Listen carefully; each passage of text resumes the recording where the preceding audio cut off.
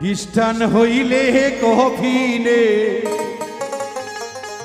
মুসলিম হইলে দাফনে, হিন্দু হইলে চিতাই পুড়ে ছাই।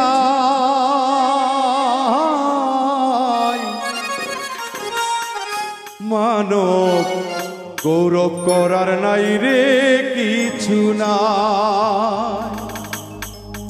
ও মানব দুদিনের এই দুনিয়াতে গৌরব করার নাই রে কিছু নাই।